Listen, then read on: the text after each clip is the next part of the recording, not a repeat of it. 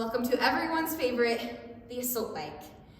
When we're going through the warm-ups, this is a really good time to get familiar with changing the seat in terms of where it is height-wise and where it is on the slider forward and back. We want the seat essentially to be somewhere around your hip height. So this is going to come from this handle right here, this knob. You'll turn it to the left, turn to the right, turn to the right. You'll loosen that knob, turning it to the left, whichever way you're facing it. Essentially loosen that knob, pull it out, and then you can adjust that seat down and up.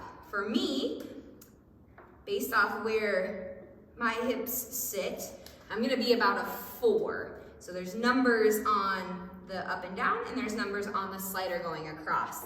So I'm gonna be about a 4, and then for the slider, I'm somewhere around that same position. And again, with this one, you'll just loosen that knob, pull it down, and you can adjust that slider forward and back. And you'll just give it a nice little tighten before you get on. So the way that we tell how far the slider goes is really in relation to how long your femur is.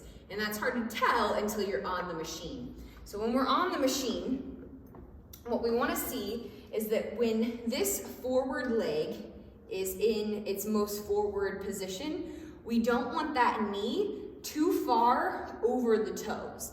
Because if that knee is too far over the toes, we're putting a lot of pressure at the joint of the knee rather than putting that energy through the muscles and transferring it into the machine to keep us safely moving and being very efficient in that output.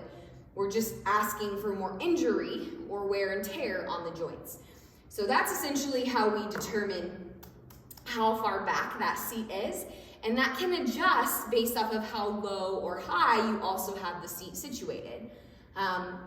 When we're on max effort classes, I still highly recommend taking the time, being quick, but taking the time to adjust the seat to be at the proper setting for you. That way you are more efficient. If it's too high, you're gonna have a really hard time getting that output higher. Unfortunately for shorter human beings, when that seat is too high and we try to stand the whole time, our output ends up being around that 100, 200 mark, when really we have a lot more torque and capacity in our lower body that could be maybe up toward that 350, 400, 500, 600 mark. So feel free to adjust that seat, just be efficient in doing so. And again, use that warm-up time to practice adjusting the seat. When we get the seat situated, there's not too much technicality from there. We are pushing and pulling with both our arms and our legs. So it's not just a push away and it's not just a drive with the quads, it's also a pull. We're still trying to pull those arms back. We're still trying to pull with our hamstrings and our glutes. So we want the entire body working here. And you'll feel it if you've never been on one before, you'll feel it pretty quickly. So we're gonna get that fan going, we're gonna get the machine going. When people start to get fatigued, what will tend to happen is those shoulders will creep up into the ears and everyone will hunch forward. Let's keep good posture through this, shoulders coming down the back, and think about the legs making a nice circular motion, not necessarily pushing straight down to the ground.